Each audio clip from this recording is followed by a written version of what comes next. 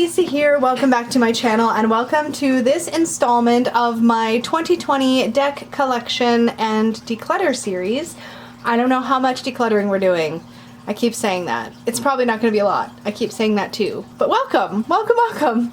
So today's category, as you can see in the description box, is going to be my sort of Celtic and witchy decks. And this was a hard one to sort of classify because I think a lot of my decks feel very witchy, but I tried to pick the ones that sort of had either a witchy-er vibe or a more Celtic-y vibe.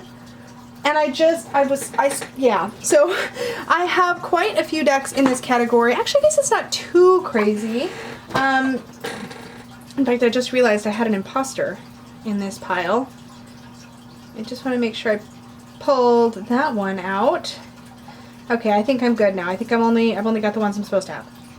Okay, so I'm going to start with the Witchlings deck and book set by Paulina Cassidy. I don't know actually if this deck is still in print.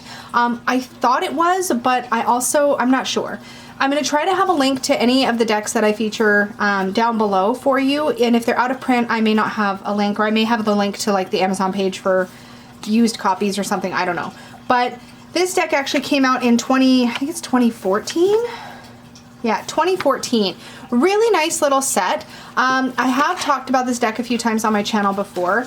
What I really love about this is it's got a ton of personality. Basically, each of the cards features a different witchling, air quotes.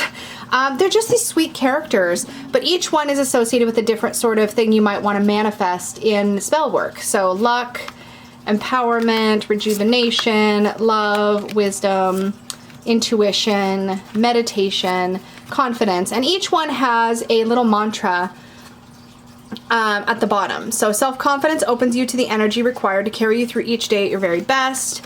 Energy, with limitless energy, you'll achieve more than you ever dreamed possible. Wellness, a healthy body, mind, and spirit thrive with a constant flow of balanced energy. I like to think of these as sort of intention holding cards. So they're really wonderful if you're doing magical work and you want to sort of have a card out on your altar or in your working space to sort of hold the energy of that intention. So I think just about anything I could want to do spell work for, there is a card in here that will hold that intention. And on top of that, the little book that comes along with it, which is actually not so little, like it's a pretty chunky little dude here at 200 plus, is it 200 plus pages? Yeah, 200 plus pages. But for every card, there's a little bit about the subject of the card. So like enthusiasm, there's a bit about enthusiasm. And then there's also some like little spells that you can try. So I really like it as a bit of a spell deck, and that's typically how I work with it. But I really enjoy it, and I love Paulina Cassidy's artwork. This is currently the only one of her decks that I have, so I don't see this leaving my collection anytime soon. Next, another Oracle deck. Let's talk about the Messenger cards by Raven Phelan. Now the Messenger Oracle, excuse me. This deck was one that I wasn't sure if I wanted to put it in like the fantasy section because the artwork is very fantasy, but I do find it to be very witchy, particularly with these pentacle backings. And this copy of the deck is not trimmed, but I did edge it in like a matching sort of sage green. I love these pentacle backings. I really do. And I actually really like the keywords on this deck as well as the artwork. And of course it does pair really beautifully with Raven Phelan's tarot deck, the Dreams of Gaia. But, sorry, my dog just came in and was being like really cute. Okay. I really enjoy the artwork. I think it's really naturey, and it does that the artwork style itself feels pretty witchy to me. And I just really enjoy the vibes of the deck. I think that a lot of these themes work really well with my other witchy kind of decks, so it is one that I will tend to pair with decks like, say, I might pair this deck with the Everyday Witch Tarot or some of my other more kind of witchy decks. Really powerful and beautiful artwork. I do really enjoy this deck. I don't reach for it a ton, but when I do reach for it, I do enjoy it. The only thing I would say that holds me back on this deck is the gigantic borders. Oh, that's Peggy. She's playing a video game. She's probably asking Steve about it. It does come with a nice little guidebook. The messages aren't overly long, and but yeah, this is a Raven Phelan Oracle, and I really do like Raven Phelan's messages. I find them really supportive and nurturing. I don't know. I don't know if this is one that I use enough to justify keeping it in my collection, but it is so, so stunning. And again, pairs so beautifully with the Dreams of Gaia Tarot, which is a deck that I really enjoy. So I think I'm going to probably keep it, but I'm going to set it aside as one to consider maybe rehoming. But can we talk about this embroidered bag Peggy made? Look at this. Anyway, okay. Let's talk next about a Celtic-y deck, and this is my favorite. When I think of a Celtic deck, this is actually the first one I think of. Maybe even the only one I really think of, honestly. This is the Druid Craft Tarot. This is a deck that I have trimmed. I was a little aggressive with both the trimming and the corner rounding, so some of my words are a little cut off, but I'm okay with that. I also edged it in like a chocolate brown to sort of match the backings. This is such a wonderful, wonderful deck. I tried to get along with the Wildwood Tarot and I just couldn't, so I ended up rehoming that deck. This is the same artist. It's Will Worthington, and I really love the Celtic feel of this deck. It's also got a lot of masculine energy, and I don't have a lot of decks in my collection that feel more masculine like that, and I really enjoy that about this deck. The artwork is kind of up close. It's just one that really, I think, stands the test of time very, very well. Someday I may cut off this last border and just work with this deck without the titles, but some of the majors, like the Feralt here, let's see, which is the Temperance card, right? I kind of like that it's got those titles on it. So I don't know, but I absolutely love this deck. The guidebook is phenomenal, and I did actually even use the Druidcraft Tarot guidebook in my Tarot Memoir series when we were looking at the Minor Arcana, because there's a lot of really wonderful numerological good information in that deck, in that book, but I love this deck, so this isn't going anywhere. Love, love, love. It's got a very earthy, grounded feel as well, and I really enjoy it. Let's talk next about my Anna K Tarot. So I don't know that I would call this specifically Celtic, or this was a hard one for me to place because I do feel like it's got that medieval kind of energy to it, and it does feel like it pulls you to a place in time that feels very connected to people. I don't know how else to describe it. I don't know if what I just said even made sense. There's a lot of emotions in this deck, and I absolutely love it. It's one of my favorites actually to recommend for people who are newer to tarot, because I find that even though not everybody will jive with the way the people are depicted in this deck, they may feel like something about this art style just doesn't, not everybody gets along with it. However, there's so much emotion in this deck, and there's so many like interactions with people. There's a real community feel, and you get to see really what's happening in an interaction between different people, and I find that to be really useful, particularly through the court cards. But do you see what I mean? It kind of still has this almost kind of Celtic medieval, maybe not Celtic, but definitely medieval kind of times of the castle. I don't know if I'm even making any sense, but it just kind of has that vibe. I love this Eight of Swords. This is one of the reasons why I had to have this deck in my collection. I think it's a really potent image. But again, I think this is a really easy deck to read with, and I think it's wonderful at expressing the meanings of the cards. Just love it. This is the mass market version. I believe you can still buy the independent version directly from the creator. And Anna K, there's also an Anna K Lenormand deck, which has kind of been on and off my wish list over the years as well, but I really, really like this one. Not getting rid of that one, I don't think. No, I still use it a lot. Okay.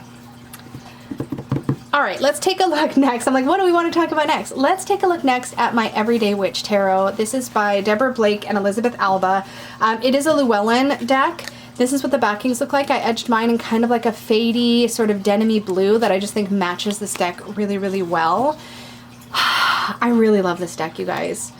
For a mass market tarot deck, this is another one that I think is really beginner friendly. I think that it has a lot of really good expressiveness, and a lot of the cards are illustrated in a way that I think just gives you other layers to work with when you're one of the things that's so beautiful, I think, about having a lot of decks is having different perspectives to look at and to add layers to how you understand the meaning of the cards. And I think this deck just did so much to shift my perceptions about different cards, and there's so much happening you know, it just gave me so much to chew on, and I love that. So this, the Everyday Witch Tarot, love this. I also have the mini of this, which is currently in my purse. I didn't pull it out to show, but it's tiny. It's like perfect purse size, honestly.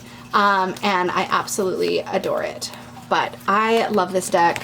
I really enjoy working with it, and this is another one it's been in my collection a while. I don't see myself rehoming this. I don't think I'm going to be rehoming a lot out of this category, guys. Maybe nothing. Oh no. Okay, so next up I have the Wizard's Tarot. So this is a newer deck to my collection, and this one was created by Barbara Moore. I love the edging I did on this deck. This multicolored to match these backs. Love, love, love, love, love. I also love the dragon backs. This is a lot of fun. I really enjoy this deck, and this was actually sent to me by Barbara Moore, and so it's never leaving my collection for that reason alone. I mean, never say never. I suppose there's a chance I might someday rehome it. You never know, but I love how vivid the artwork is. It's almost exactly the same quality-wise as the Everyday Witch Tarot. If anything, it's slightly glossier than the Everyday Witch, but it's got a very similar feel. It's medievally, it's kind of magic-y. There's some cool, like, this is, reminds me of Magic the Gathering, and I don't think that's unintentional.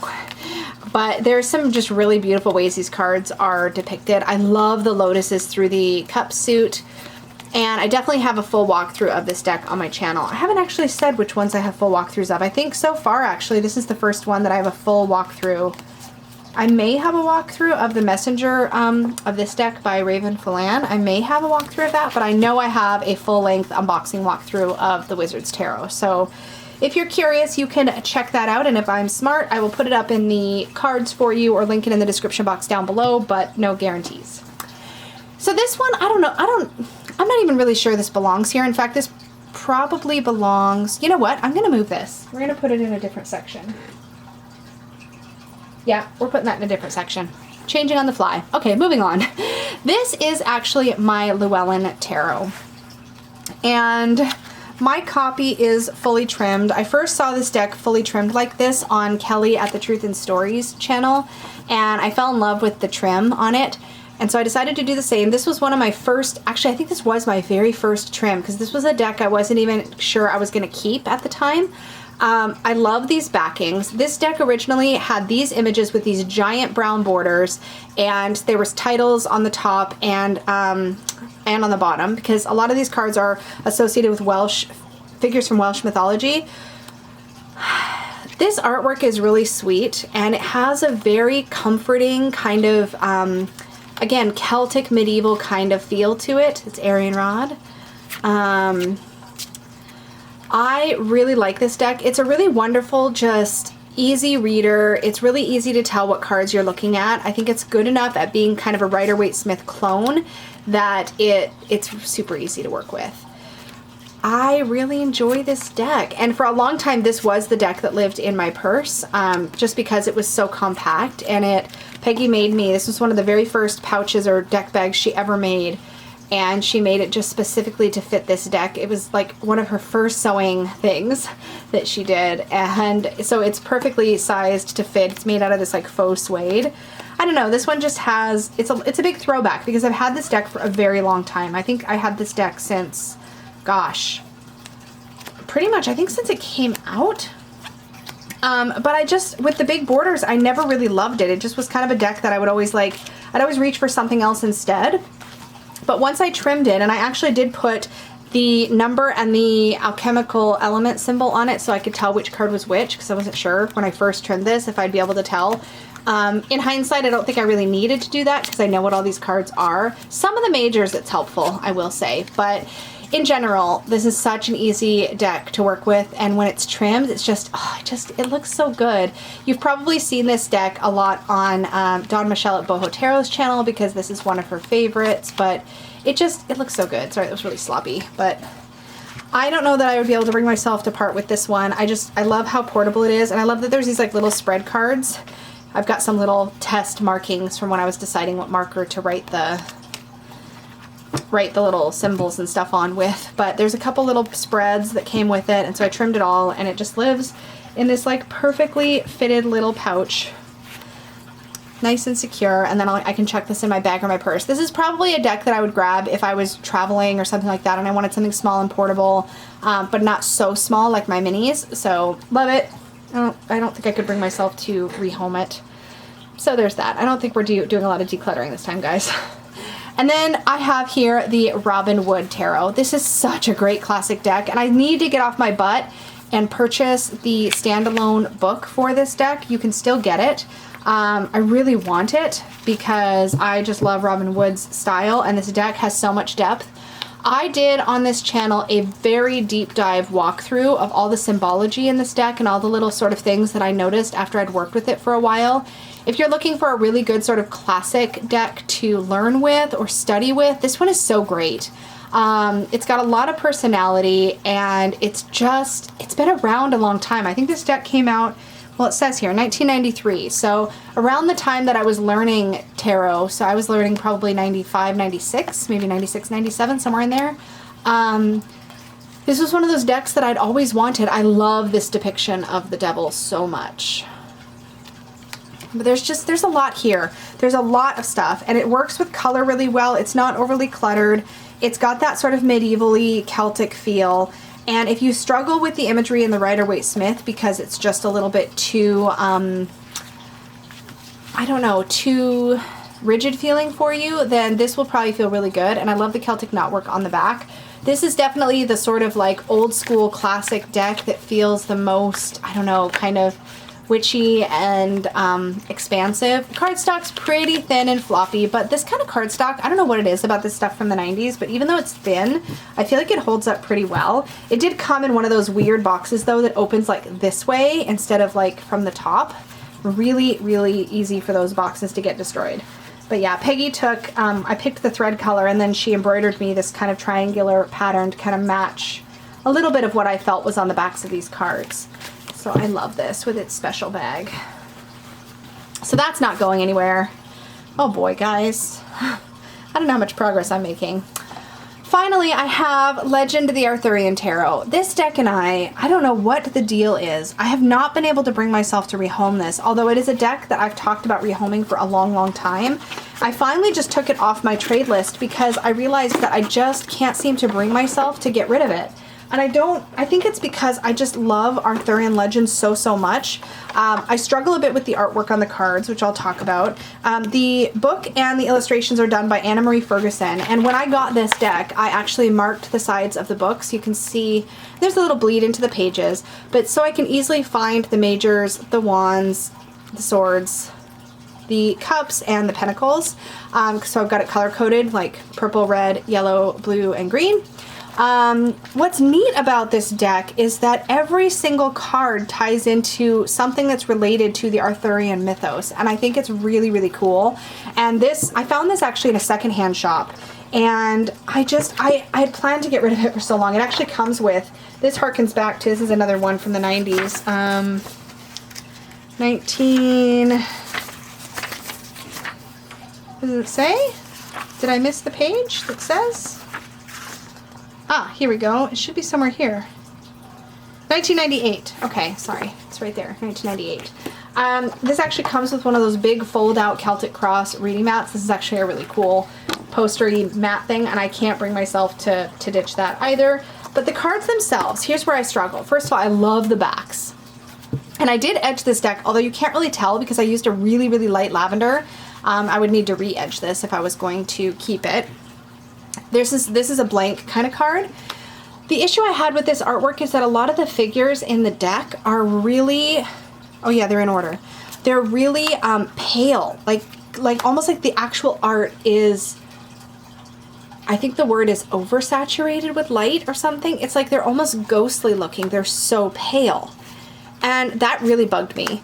The big borders kind of bugged me, but I also like that they've got the Major Arcana title and then the title of the character. So for example, the Hierophant is Taliesin, the Lovers is Gareth and Lyons, the Chariot is the Battle of Mount Badon or Badon, and so forth.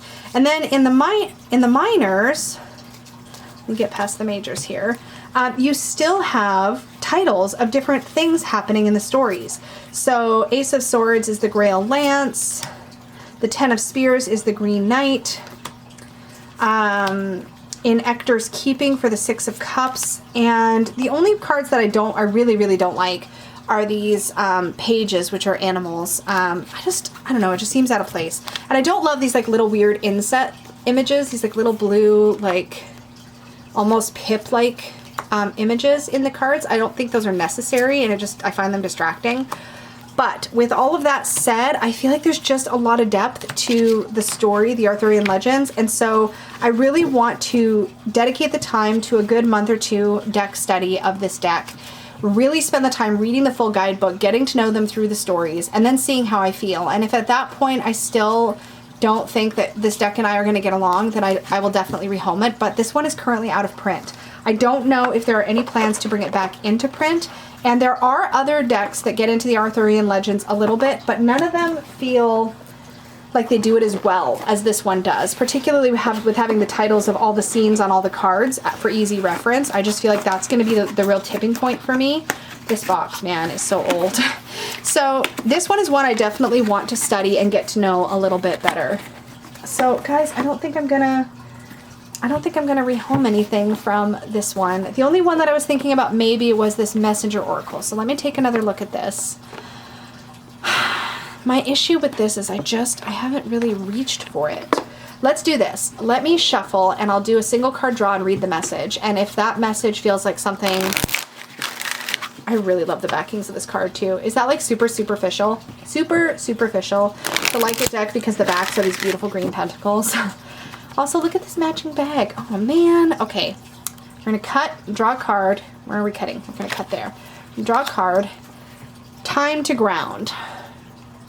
Yeah, there's so much witchiness to these. Okay, let's take a look at the guidebook and see what card number 45, Time to Ground, says. Let me pull this up. We all experience moments in our lives when we feel confused, unfocused, and surrounded by chaos and turmoil. These moments are often unavoidable, as are the lessons these moments can impart. But how you respond to them is a choice only you can make. Take a deep breath and a moment to pause and reconnect with Gaia and nature. Seek the silence of the void within whilst your spirit spirals downward to anchor itself like an ancient tree root in the cleansing embrace of the earth beneath you. Okay, that's really beautiful. This isn't going anywhere. I can't, guys. Nothing's getting decluttered this episode. Sorry. Sorry, not sorry. I really love all these decks. And, like, if anything, the one that I probably use the least out of this entire pile is actually my little pocket Llewellyn. But it's one of those things where I change out what happens to be living in my purse. And this will rotate back in, and then it will be getting tons of use. So I don't want to let it go. I don't think there's anything else here. I mean, I might consider someday gifting my Anna Kay to somebody, like a friend or something, but even this deck is one I love. I don't know. So I think everything's staying. So no declutter. All right, guys, thank you so much for hanging out with me for this chunk of my 2020 tarot deck collection series. I really appreciate it. Please do like this video. I would love to hear your feedback down below on any of these decks, any feelings you have, any ones you really, really want or like or wish you had or do have and enjoy or maybe have rehomed in the past. I would love your feedback because I think those kind of conversations are super fun. But in any case, I'm going to sign off of this one for now. Make sure that if you are not already, you subscribe so you don't miss my future videos. And if you would like to book a tarot reading with me, you can do that over at supportivetarot.com. Thanks, guys. Bye.